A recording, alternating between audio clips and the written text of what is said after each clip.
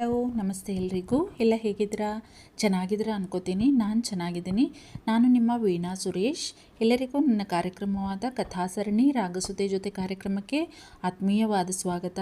ನೀವು ಹೀಗೆ ನನ್ನ ಚಾನೆಲ್ಗೆ ಸಬ್ಸ್ಕ್ರೈಬ್ ಮಾಡ್ಕೊಳ್ಳದೇ ಇದ್ದರೆ ನನಗೆ ಕತೆ ಹೇಳೋದು ತುಂಬ ಕಷ್ಟ ಆಗುತ್ತೆ.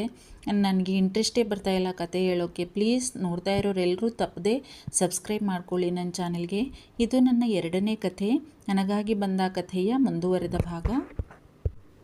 ಅವಳು ನಿನ್ನ ಬಗ್ಗೆ ತಪ್ಪು ತಿಳಿಯಲ್ಲ. ಅಷ್ಟಕ್ಕೂ ಅಮ್ಮ ಮಗಳಿಗೆ ನಮ್ಮ ವಿಧಾನ ಹುಡುಗಿಯ ಮುಂದೆಯೇ ಚಳಿ ಬಿಡಿಸಿದ್ದಾನಲ್ಲ, ಅವರ ಬಾಯಿ ಬಂದ್ ಮಾಡಿದ್ದಾನೆ. ಅವರು ಮಾಡಿದ ತಪ್ಪಿಗೆ ನಿನ್ನ ಹೊಣೆ ಮಾಡೋವಂಥ ಹುಡುಗಿ ಖಂಡಿತ ಅಲ್ಲ ಅಮ್ಮ ಅವಳು, ನೋಡ್ತಾ ಇರು ಎಂದು ಸಮಾಧಾನ ಮಾಡುತ್ತಾ ಕುಳಿತಿದ್ದರು ಕಾರ್ಯಪ್ಪನವರು ತಮ್ಮ ಅಮ್ಮನಿಗೆ. ಪಾಪ ಕಣೋ ಅದು, ಅವತ್ತೇ ನಾನು ಇಲ್ಲಿರಲ್ಲ, ಊರಿಗೆ ಹೋಗ್ತೀನಿ ಅಂತಿತ್ತು. ಅವಳಿಗೆ ಈ ಊರು ಭಾಷೆ ಎಲ್ಲ ಹೊಸದು ಬೇರೆ. ಅದರ ಮಧ್ಯ ಈ ಮನೆ ಜನ ಕೂಡ ಅವಳಿಗೆ ಬಾಯಿಗೆ ಬಂದಂಗೆ ಮಾತಾಡಿ ಅವಳ ಮನಸ್ಸನ್ನು ನೋಯಿಸ್ತಿದ್ದಾರೆ. ಅವಳ ಜೊತೆ ನಿಲ್ಲುವುದು ಹೋಗಲಿ, ಅವಳನ್ನೇ ಓಡಿಸಲು ನೋಡ್ತಾ ಇದ್ದಾರೆ. ಇವನ್ನೆಲ್ಲ ಸಹಿಸ್ಕೊಂಡು ಅವಳು ಇಲ್ಲೇ ಇರ್ತಾಳೆ ಅಂತೀಯಾ? ಅಂತ ಕರ್ಮ ಅವಳಿಗ್ಯಾಕೆ? ಆ ದಿನವೇನೋ ನಾನು ಅವಳನ್ನು ನನಗೋಸ್ಕರ ಇರು ಅಂತ ಹೇಳಿ ಉಳಿಸ್ಕೊಂಡೆ. ಆದರೆ ಇವತ್ತು ಯಾವ ಮುಖ ಇಟ್ಕೊಂಡು ಅವಳ ಹತ್ತಿರ ಇಲ್ಲೇ ಇರು ಅಂತೀನಿ ಹೇಳು ಎಂದು ಅಲವತ್ತುಕೊಳ್ಳುತ್ತಿದ್ದರು ಭವಾನಮ್ಮ. ಅಷ್ಟರಲ್ಲಿ ವಿಶಾಖ, ಗೋಪಿ ಕೂಡ ಬಂದಿದ್ದರು ಅವರಿದ್ದಲ್ಲಿ. ಬಾಮ್ಮ ಪುಟ್ಟ, ನೋಡು ನಿಮ್ಮಜ್ಜಿ ಹೇಗೆ ಬೇಜಾರು ಮಾಡ್ಕೊಂಡು ಕೂತಿದ್ದಾರೆ, ನೀನೇ ಸಮಾಧಾನ ಮಾಡು ಅವರಿಗೆ ಎಂದರು ಕಾರ್ಯಪ್ಪನವರು. ಅವರ ಬಳಿ ಬಂದು ಅವರ ಹೆಗಲ ಮೇಲೆ ಕೈ ಇಟ್ಟಳು ವಿಶಾಖ. ಎದಕ್ರಿ ಅಜ್ಜಿ, ಯಾಕೆ ಹಿಂಗೆ ಕುಂತೀರಿ, ಏನಾಯ್ತು ಎಂದಳು ಏನೂ ಆಗದವಳಂತೆ. ಅವಳ ಕೈ ಗಟ್ಟಿಯಾಗಿ ಹಿಡಿದು ತಮ್ಮ ಎದುರು ಕೂರಿಸಿಕೊಂಡರು ಭವಾನಮ್ಮ. ನನ್ನಿಂದಾನೇ ನೀನು ಇಷ್ಟೆಲ್ಲ ಅನುಭವಿಸೋ ಹಂಗಾಯ್ತು ಪುಟ್ಟ, ತಪ್ಪಾಯ್ತು ಕಣೋ ನನ್ನಿಂದ. ನಾನಾವತ್ತು ನಿನ್ನ ಹತ್ರ ಇಲ್ಲೇ ಇರು ಅಂತ ಮಾತು ತಗೋಬಾರ್ದಿತ್ತು. ಇವತ್ತು ಹೇಳ್ತಿದ್ದೀನಿ ಕೇಳು, ನನ್ನ ಮಾತು ನಾನು ವಾಪಸ್ ತಗೋತೀನಿ. ನಿನಗೆ ಹೋಗಬೇಕು ಅನಿಸಿದರೆ ನೀನು ಹೋಗಬಹುದು ಕಂದ. ನೀನಿನ್ನೂ ಪುಟ್ಟ ಹುಡುಗಿ, ನಮ್ಮ ವಿಭಾ ವಯಸ್ಸಿನವಳು. ನಿನ್ನ ಮನೆಯ ಪರಿಸ್ಥಿತಿ ಚೆನ್ನಾಗಿದ್ದರೆ ನೀನು ಅವಳ ಹಾಗೆ ಓದು ಮುಂದುವರಿಸ್ತಾ ಇದ್ದೆ. ಆದ್ರೇನು ಮಾಡ್ತೀಯ, ಇಲ್ಲಿ ನಮ್ಮ ನಡುವೆ ಸಿಕ್ಕಾಕ್ಕೊಂಡು ಅನುಭವಿಸೋ ಹಂಗಾಯ್ತು ನಿನಗೆ. ನಿನಗ್ಯಾಕಿಂತ ಮಾತು ಕೇಳೋ ಕರ್ಮ ಹೇಳು? ನಿನಗಿನ್ನೂ ಜೀವನ ಬೇಕಾದಷ್ಟಿದೆ. ನನ್ನ ಮಾತಿಗೆ ಕಟ್ಟು ಬಿದ್ದು ಇಲ್ಲೇ ಇರಬೇಕಿಲ್ಲ ನೀನು ಪುಟ್ಟ. ಪ್ರಾಮಾಣಿಕವಾಗಿ ಕೆಲಸ ಮಾಡಿ ತಿನ್ನೋರಿಗೆ ಇದೊಂದೇ ಮನೆ ಅಲ್ಲ ಅಲ್ವಾ ಇರೋದು. ನೀನು ಎಲ್ಲಿಯಾದರೂ ಬದುಕೋತೀಯ. ಅಕ್ಕಿ ಕೊಟ್ಟು ಊಟ ಮಾಡೋನಿಗೆ ಅಕ್ಕನ ಮನೆಯೇ ಆಗಬೇಕೆ? ಅಕ್ಕಿ ಕೊಟ್ಟರೆ ಯಾರಾದರೂ ಅನ್ನ ಹಾಕ್ತಾರೆ. ಪುಟ್ಟ, ನನ್ನ ಕ್ಷಮಿಸಿ ಬಿಡಮ್ಮ, ನಾನೇ ಕಾರಣ ಇದಕ್ಕೆಲ್ಲ. ನೀನು ಹೋಗ್ಬಿಡು ಈ ಮನೆಯಿಂದ. ನಿನಗೆ ಈ ಜನ ಇರೋಕ್ಕೆ ಬಿಡಲ್ಲ, ಗೊತ್ತು ನನಗೆ. ನಾನು ಹೆಂಗೋ ಬದುಕೋತೀನಿ, ಇಷ್ಟು ದಿನ ಇರಲಿಲ್ವೇ? ನನಗೇನು, ನಾನು ಇವತ್ತಲ್ಲ ನಾಳೆ ಬಿದ್ದೋಗೋ ಮರ. ಕಾಡು ಬಾ ಅನ್ನುತ್ತೆ, ಊರು ಹೋಗು ಅನ್ನುತ್ತೆ. ಆದರೆ ನೀವುಗಳು ಹಾಗಲ್ಲ, ಬಾಳಿ ಬದುಕಬೇಕಾಗಿರೋರು. ನಿನ್ನ ನೆಮ್ಮದಿಯನ್ನು ಹಾಳು ಮಾಡಿಕೊಂಡು ಇಲ್ಲೇ ಇರಬೇಕಿಲ್ಲ ಪುಟ್ಟ. ನೀನು ಎಲ್ಲಾದರೂ ನೆಮ್ಮದಿಯಿಂದ ಬದುಕು ಕಟ್ಟಿಕೋ ಎಂದು ಭಾವುಕರಾದರು ಭವಾನಮ್ಮ. ಅವರು ಹೇಳುವುದನ್ನೆಲ್ಲ ತಾಳ್ಮೆಯಿಂದ ಕೇಳಿದ್ದಳು ವಿಶಾಖ. ಅಜ್ಜಿ, ಇಲ್ಲಿ ಕೇಳ್ರಿ ನಾನು ಹೇಳೋದು. ಅವರು ಅಂದಿದ್ದು ಆ ಕ್ಷಣಕ್ಕೆ ನನಗೆ ದುಃಖ ತಂದಿದ್ದು ಸತ್ಯ ಅದ. ಆದ್ರದು ಆ ಕ್ಷಣಕ್ಕೆ ಮಾತ್ರ. ನನಗೆ ಗೊತ್ತದ, ಪ್ರಪಂಚದಾಗ ಎಲ್ಲ ಮಂದಿ ಸ್ವಭಾವನೂ ಒಂದೇ ಥರ ಇರಂಗಿಲ್ಲ. ನಮ್ಮ ಕೈನಾಗ 5 ಬೆರಳು ಒಂದೇ ಥರ ಇರ್ತದೇನು, ಹಂಗ ಇದು ಕೂಡ. ನೀವು ನನ್ನ ಅಜ್ಜಿ ಅದಿರಿ, ನಾನು ನಿಮ್ಮ ಸಂಬಂಧ ಮಾತ್ರ ಇಲ್ಲಿರೋದು. ನಿಮ್ಮ ಮೊಮ್ಮಗ ಹೇಳ್ದಂಗೆ ಇವ್ರು ಯಾರ ಜೊತೆಗೂ ನನಗೆ ಸಂಬಂಧ ಇಲ್ಲ. ಹಂಗಂದ್ಮ್ಯಾಲ ಅವರು ಯಾರೋ ಏನೋ ಅಂದ್ರೆ ನಾನು ಯಾಕೆ ನೊನ್ಕೋಬೇಕು ಅಲ್ಲೇನ್ರಿ? ಖರೀನಾ? ನೀವೇನಾರ ಅಂದಿರೇನು ನನಗೆ? ಇಲ್ಲಲ್ಲ, ನೀವೇನಾರ ಅಂದಿರಂದ್ರೆ ನನಗೆ ಏನಾರ ಅನ್ನಿಸ್ಬೇಕು ಅಲ್ಲೇನ್ರಿ ಅಜ್ಜಿ? ಅದಕ್ಕೆ ನಾನು ಹೇಳಕತ್ತೀನಿ, ನಾನು ಎಲ್ಲೂ ಹೋಗಂಗಿಲ್ರಿ ಅಜ್ಜಿ. ನನ್ನ ಕೈಲಿ ಆಗೋ ಮಠ ಇಲ್ಲೇ ನಿಮ್ಮ ಜೋಡಿನ ಇರ್ತೇನ್ರಿ ಎಂದಳು ವಿಶಾಖ. ಅವಳು ಇಷ್ಟೊಂದು ಮಾತಾಡಿದ್ದು ಇದೇ ಮೊದಲು. ಅದು ಅವಳಿಗೆ ಆಶ್ಚರ್ಯವಾಗಿತ್ತು. ಖರೀನಾ ಇಷ್ಟೊಂದು ಮಾತಾಡಿದ್ದು ನಾನಾ ಎಂದು ಯೋಚಿಸಿ. ಅವಳ ಮಾತನ್ನೇ ಕೇಳುತ್ತಿದ್ದ ಕಾರ್ಯಪ್ಪನವರಿಗೆ, ಭವಾನಮ್ಮನವರಿಗೆ ಅವಳ ತಿಳುವಳಿಕೆ, ಪ್ರಬುದ್ಧತೆಯ ಬಗ್ಗೆ ಗರ್ವವಾಯಿತು. ಇಷ್ಟು ಚಿಕ್ಕ ವಯಸ್ಸಿಗೆ ಎಷ್ಟು ಪ್ರಬುದ್ಧತೆ ಇದೆ ಹುಡುಗಿಗೆ ಎಂದುಕೊಂಡರು ಇಬ್ಬರು. ನಿನ್ನ ಮಾತು ಕೇಳಿ ನಿಜಕ್ಕೂ ಏನು ಹೇಳಬೇಕೆಂದೇ ಅರ್ಥ ಆಗ್ತಾ ಇಲ್ಲ ಪುಟ್ಟ. ಆ ಭಗವಂತ ನಿನ್ನ ಖುಷಿಯಾಗಿಟ್ಟಿರಲಿ ಕಂದ ಎಂದು ಕಣ್ತುಂಬಿಕೊಂಡು ಅವಳ ತಲೆ ಸವರಿದರು ಭವಾನಮ್ಮ. ಅಜ್ಜಿ ಬಿಡ್ರಿ ಅದು, ಬನ್ರಿ ನಿಮ್ಮನ್ನ ಹಂಗೆ ಹೊರಗಡೆ ಸುತ್ತಾಡಿಸ್ತೇನೆ. ನೀವು ನಿಮ್ಮನೆ ಗಾರ್ಡನ್ ನೋಡಿರಿ? ಇಲ್ಲಲ್ಲ, ಎಷ್ಟು ಚಂದ ಅದ ಅಂತೀರಿ. ಮಲ್ಗಿ ಹೂವಂತರೂ ಎಷ್ಟು ಬಿಡ್ತದ ಗೊತ್ತನು. ನನಗೆ ಮಲ್ಗೆ ಹೂವು ಅಂದ್ರೆ ಭಾಳ ಇಷ್ಟ ರೀ. ಥಟ್ಟನೆ ಅಂದು ತಾನು ಮಲ್ಲಿಗೆ ಹೂವು ಕೀಳಲು ಹೋಗಿ ವಿಧಾನ ಬಾವಿನಲ್ಲಿ ಬಂದಿಯಾಗಿದ್ದು ಕಣ್ಮುಂದೆ ಬಂದು ನಡುಗಿದಳು ವಿಶಾಖ. ಏನಾಯಿತು ಪುಟ್ಟ, ಯಾಕೆ ಸುಮ್ಮನಾದೆ? ನಿನಗೆ ನಮ್ಮ ಗಾರ್ಡನ್ ಅಷ್ಟು ಇಷ್ಟ ಆಯಿತಾ? ಮಲ್ಗೆ ಹೂವನ್ನ ಕಿತ್ಕೋ ದಿನಾಲು ನೀನು, ದೇವರಿಗೆ ಹಾಕಿ ಉಳಿದಿದ್ದನ್ನು ಮಾಲೆ ಮಾಡಿ ಮುಡ್ಕೋ.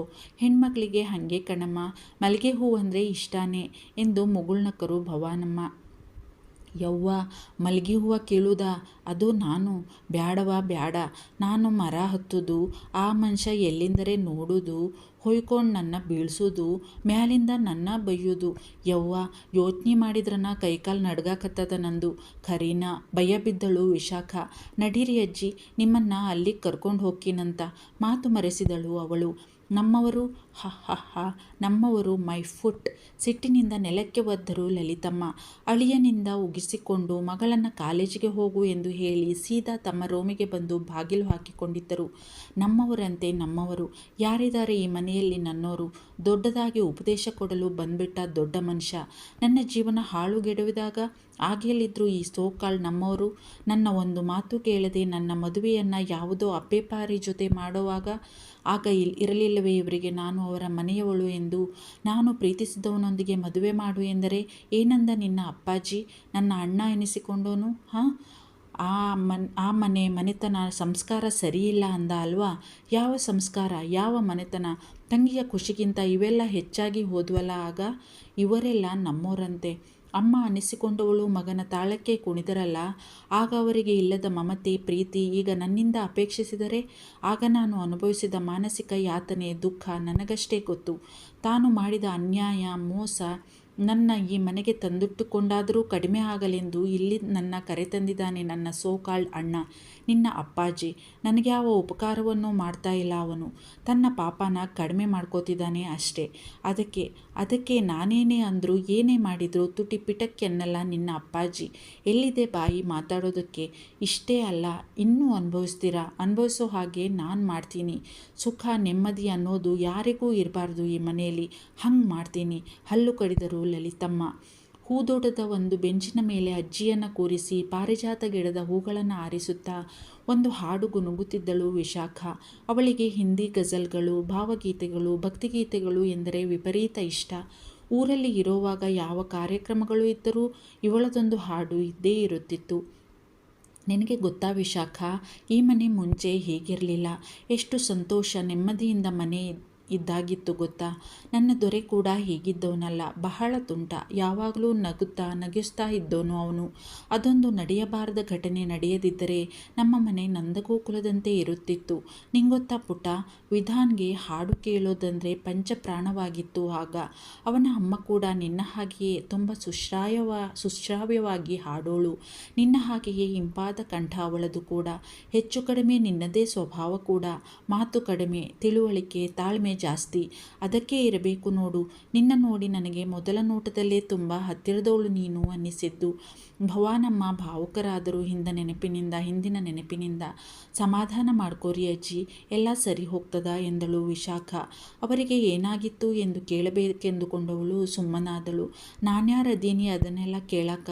ಈ ಮನೆಗ ಅಜ್ಜಿ ನೋಡ್ಕೊಳ್ಳೋದಕ್ಕೆ ಬಂದೀನಿ, ಅದೊಂದ ನನ್ನ ಕೆಲಸ ಅದ. ಅವರ ಮನೆ ವಿಷಯ ನನಗ್ಯಾಕೆ ಬೇಕು? ನಾನಿವತ್ತಿದ್ದು ನಾಳೆ ಹೋಗಾಕಿ, ಅದನ್ನೆಲ್ಲ ಕೇಳಿ ಮಾಡೋದಾದ್ರೂ ಏನದ ನಾನು ಎಂದುಕೊಂಡು ಸುಮ್ಮನಾದಳು ವಿಶಾಖ. ನಿನ್ನಂತೆ ನೋಡಲು ಅತ್ಯಂತ ಸುಂದರಿಯವಳು, ಮುಗ್ಧ ಮುಖ, ಥೇಟ್ ನಿನ್ನ ಹಾಗೆ ಸದಾ ನಗ್ನಗ್ತಾ ಇರೋಳು. ತನ್ನ ಅತ್ತೆ ಹಾಗಲ್ಲದೆ ಸ್ವಂತ ಅಮ್ಮನ ಹಾಗೆ ನೋಡಿಕೊಳ್ಳೋಳು. ನನಗೆ ಮಗಳೇ ಆಗಿ ಹೋಗಿದ್ದಳು ಕಾವೇರಿ. ಓ, ಇವರ ಸೊಸೆ ಹೆಸರು ಕಾವೇರಿ ಅಂದಂಗಾತು. ಹಂಗಾರ ಚಂದ ಐತಲ್ಲ ಹೆಸರು. ಪಾಪ ಅದೇನಾಗಿತ್ತೋ ಹೆಂಗೋ. ಅಜ್ಜಿ ಇಷ್ಟೊಂದೆಲ್ಲ ಹೊಗಳಾಕತ್ತಾರ ತಮ್ಮ ಸೊಸಿನ ಅಂದ್ರ ಖರೀನ ಆಕಿ ಒಳ್ಳೆಯವರ ಇರಬೇಕು. ಅವರ ಮುಖವನ್ನೇ ನೋಡುತ್ತಾ ಹೂವು ಆರಿಸುತ್ತಿದ್ದಳು ವಿಶಾಖ. ತುಂಬದ ಕಣ್ಣೀರು ಒರೆಸಿಕೊಂಡರು ಭವಾನಮ್ಮ. ಯಾಕೆ ಹಂಗೆ ಮಾಡಿದ್ಲೋ? ಹೋಗ್ಲಿ ಬಿಡು ಪುಟ್ಟ, ಕಳೆದು ಹೋದ ದಿನ ಮತ್ತೆ ವಾಪಸ್ ಬರಲ್ಲ ಅಲ್ವಾ? ಇದ್ದದ್ದನ್ನು ಇದ್ದ ಹಾಗೆ ಅನುಭವಿಸ್ಬೇಕು. ದೇವರು ಯಾರ ಹಣೆಯಲ್ಲಿ ಏನು ಬರೆದಿದ್ದಾನೋ ಅದಷ್ಟೇ ಅವನಿಗೆ ಲಭ್ಯ ಅಷ್ಟೇ. ನಿಜಾರಿ ಅಜ್ಜಿ, ನಾವೆಲ್ಲ ಭಗವಂತ ಆಡಿಸ್ದಂಗ ಆಡೋ ಗೊಂಬೆಗಳದೀವಿ, ಆಡ್ಸೋನು ಮಾತ್ರ ಅವನ ಎಂದಳು ವಿಶಾಖ.